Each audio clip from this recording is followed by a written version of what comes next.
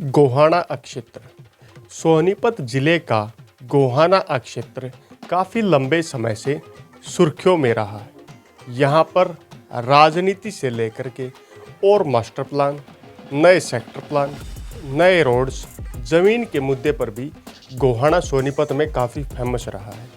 अगर बात करें गोहाना की, गोहाना जलेबियों के नाम से मशहूर है।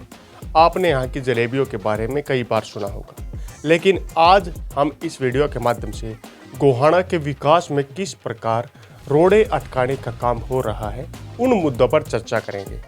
अगर आपको बता दें, गोहाना के लोगों को एक नई उम्मीद दिखाई दे रही है दिल्ली जम्मू कटरा एक्सप्रेसवे के बढ़ने के बाद, और कुछ ऐसे खास प्रोजेक्ट हैं जो दिल्ली जम्मू कटरा एक्सप्रेसवे के कंप्लीट होने के बाद काफ़ी ज़्यादा फ़ायदा गोहाना अक्षेत्र को देने वाले हैं। अगर गोहाना की बात करें तो ऐतिहासिक काल से ही गोहाना का नाम सुर्खियों में रहा है। यहाँ पर अनेक योद्धा पैदा हुए हैं और लंबे समय से गोहाना अक्षेत्र अपनी पहचान को लिए हुए हैं। गोहाना में बार बार सरकार प्रशासन द्वारा वायदे किए जाते हैं कि यहाँ पर रेल कोच फैक्ट्री आएगी, यहाँ पर नए रेजिडेंशियल सेक्टर बनाए जाएंगे, यहाँ पर काम करने वाले उद्योग धंधे के नए नए व्यायाम स्थापित करने का भी काम किया जाएगा।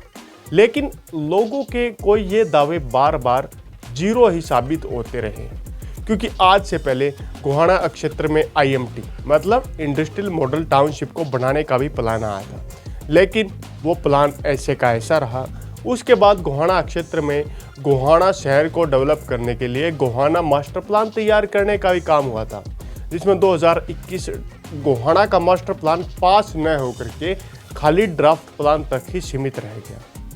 एक मास्टर प्लान क्या होता है? एक मास्टर प्लान किसी भी शहर को इन फ्यूचर इतनी हद तक डेवलप कर देना होता है कि उस शहर में काम करने वाले व्यक्ति उसी शहर में रोजगार कर पाएँ, उसी शहर में रह पाएँ और उसी शहर से अपनी आपूर्ति का सामान खरीद पाएँ। ये मास्टर प्लान होता है। उसमें हर प्रकार की सुविधाएं दी जाती हैं पब्लिक को, लेकिन गोहाना के साथ ऐसा नहीं हुआ। गोहाना काफ़ी मामलों में पिछड़ भी गया और कई चीज़ों में आगे भी रहा। अगर बात करें गोहाना की, गोहाना में एजुकेशन के मामले में काफ़ी एरियाज से काफ़ी आगे है, लेकिन फिर भी गोहाना का विकास नहीं हो पाया। सबसे पहले जान लेते हैं गोहाना ड्राफ्ट प्लान क्या था। गोहाना शहर को डेवलप करने के लिए, किसी भी शहर को डेवलप करने के लिए फाइनल जो प्लान होता है जिसकी मंजूरी सरकार या प्रशासन विभाग देता है, उससे पहले अधिकारियों द्वारा एक ड्राफ्ट प्लान तैयार किया जाता है। ड्राफ्ट प्लान के अनुसार शहर की बढ़ने वाली आबादी जब तक मास्टर प्लान डेवलप होगा, वो आसपास के गांव का समूचा रिकॉर्ड, वर्तमान में कितनी आबादी यहाँ पर रह रही है, क्या क्या उद्योग धंधे हैं, कहाँ पर नए सेक्टर जोन बसाए जाएंगे, कौन सा सेक्टर किस प्रयोग में लाया जाएगा, वाटर जोन कहाँ से होगा, इलेक्ट्रिसिटी कहाँ से सप्लाई होगी, कितनी आपूर्ति इन फ्यूचर यहाँ पर बढ़ेगी, और साथ साथ आसपास के गांव के कॉलेज स्कूल का रिकॉर्ड भी इकट्ठा किया जाता है। उस प्लान को की फाइल को आगे भेजा जाता है, उसके बाद उस फाइल को मंजूरी मिलती है। अब गोहाना ड्राफ्ट प्लान पास न होने के पीछे दो मुख्य कारण लोगों द्वारा भी माने जाते हैं। पहला आता है राजनीतिक कारण। MLA की सीट पर चुनाव हुए, चुनाव में कोई हार गया, कोई जीत गया।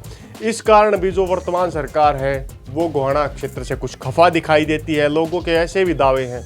और दूसरा दावा यह है कि खरखोदा क्षेत्र का डेवलपमेंट या IMT खरखोदा में आने से गोहाना क्षेत्र को IMT की सौगात नहीं मिल पाई। इन दोनों दावों में कितनी सच्चाई है आप कमेंट बॉक्स में कमेंट करके हमें बता सकते हैं। लेकिन दाव में पहले वाले दावे की अगर बात करें तो राजनीतिक उपेक्षा हर एरिया के साथ होती है, वो भी गोहाना क्षेत्र के साथ हुई है। दूसरा पॉइंट आता है IMT का। जो IMT खरखोदा में डेवलपमेंट हो रही थी या गोहाना में डेवलपमेंट हो रही थी, ये दोनों एक दूसरे को कनेक्ट करने का काम नहीं कर रही थी। मतलब IMT गोहाना पहले भी पास हो चुकी थी, IMT खरखोदा भी पास हो चुकी थी, दोनों के लिए जमीन अधिग्रहण की प्रक्रिया हो चुकी थी। बल्कि IMT गोहाना से पहले IMT खरखोदा को जमीन अधिग्रहण का काम पहले ही हो चुका था। मतलब यहाँ पर IMT आना प्रस्तावित था, सेक्टर आना प्रस्तावित था, क्योंकि दिल्ली से सटा एरिया हो गया, इस कारण यहाँ पर डेवलपमेंट कुछ हद तक पहले कर दी गई। और कुछ मारुति लिमिटेड जो कंपनी है उसके द्वारा भी यहाँ डेवलपमेंट काफ़ी तेज़ी से होगी जब वह अपना प्लांट चालू कर लेगी। इस प्रकार गोहाना, बात करें गोहाना की गोहाना क्षेत्र के 10 से 12 गांव की जमीन पर एक आईएमटी तैयार करनी थी। इंडस्ट्रियल मॉडल टाउनशिप के लिए कम से कम 1200 एकड़ से ज्यादा जमीन की आवश्यकता थी। उस जमीन को सरकार द्वारा अधिग्रहण करना था। अधिग्रहण करने के बाद उस जमीन पर नए इंडस्ट्रियल प्लॉट्स को काटना था। HSIIDC के सहयोग से उन प्लॉट्स को बेचने का काम करना था। फिर डेवलपमेंट इस क्षेत्र में देखी जा सकती थी। लेकिन जमीन अधिग्रहण की प्रक्रिया तक ही है एरिया सीमित रह गया, वह प्रक्रिया भी कंप्लीट नहीं हो पाई। अब दूसरा पॉइंट आता है, गोहाना क्षेत्र को 10 नए सेक्टर मिलेंगे। इन सेक्टरों में 3 आवासीय सेक्टर होंगे। ऐसा आप लोगों ने कई बार सुना होगा, लेकिन ऐसा कुछ नहीं है। गोहाना क्षेत्र को खाली 4 नए सेक्टर मिलेंगे, वो सेक्टर कंप्लीट हो जाएंगे, ये कंफर्म है।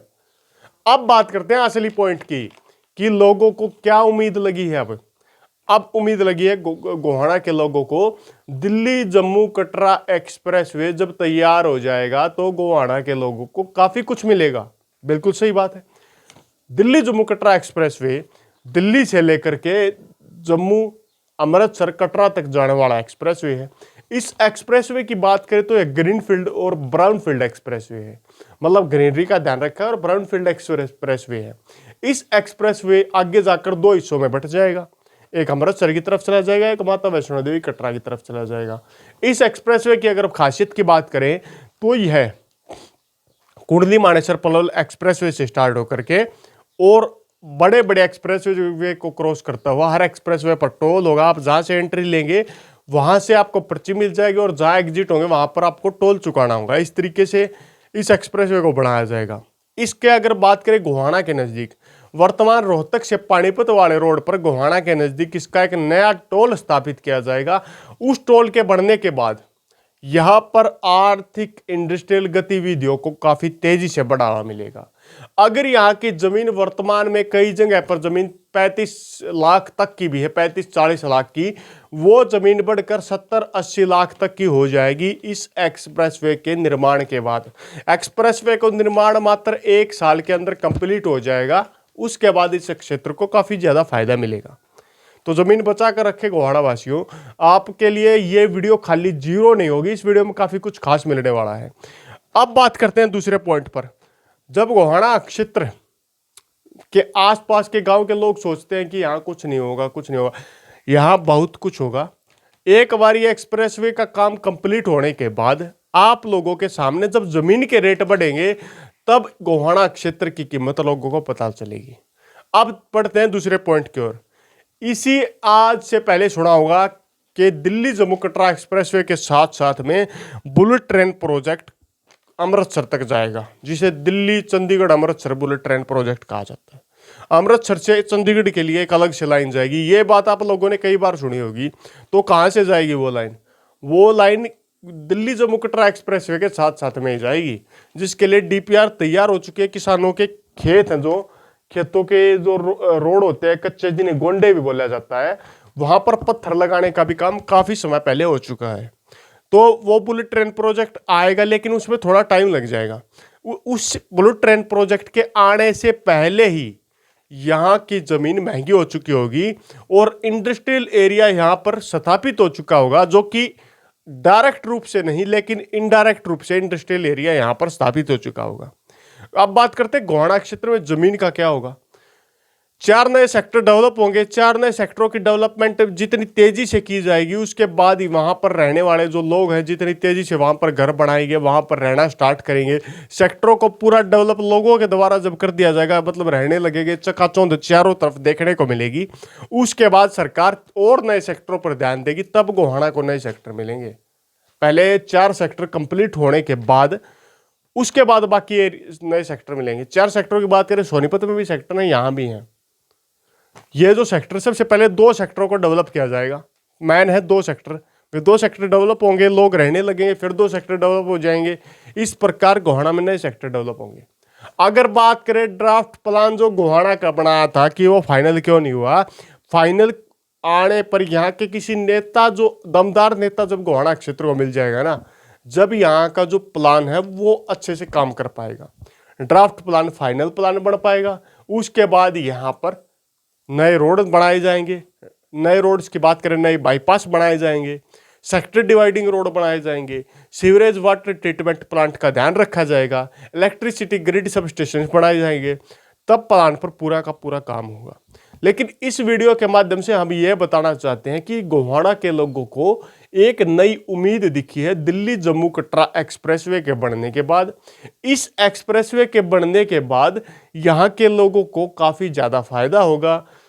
पहला रूट माता वैष्णो देवी और अमृतसर या बाघा बॉर्डर तक जाने वाले जो श्रद्धालु हैं उनको इस रूट का काफ़ी फायदा मिलेगा।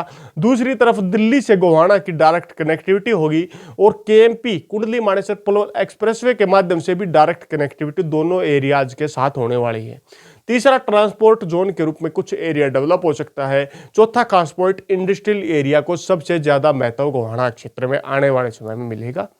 इस वीडियो के माध्यम से आप गोहाना से हैं तो वीडियो को लाइक करें, पहली बार चैनल पर आए चैनल को सब्सक्राइब करके बेल आइकन दबाना न भूलें, और साथ में अगर कोई बारीक अपडेट आपको भी पता है गोहाना के बारे में तो कमेंट बॉक्स में अपनी राय देने का काम करें। इस वीडियो के माध्यम से हमारा आपको यह बताने का सबसे खास पर्पज था कि गोहाना क्षेत्र को काफी कुछ मिलेगा, लेकिन इनडायरेक्ट तरीके से मिलेगा। एक बार 2024 तक दिल्ली जम्मू कटरा एक्सप्रेसवे पर वाहन जब दौड़ने लगेंगे तब आपको इसकी अहमियत का पता लगेगा। और यहाँ पर जमीन के रेट जो 30 से 35-40 लाख तक के हैं वो 70-80-85 लाख तक के काफ़ी जल्द हो जाएंगे। 2024 के बाद इन रेटों में तेज़ी से स्पीड देखने को मिलेगी, रेट काफ़ी तेज़ी से ऊपर जाएंगे। तो आपको यह वीडियो कैसी लगी, लाइक करें, चैनल को सब्सक्राइब करें। इसी के साथ अगले वीडियो तक आप लोगों से विदा लेते हैं। तब तक के लिए जय हिंद, जय भारत।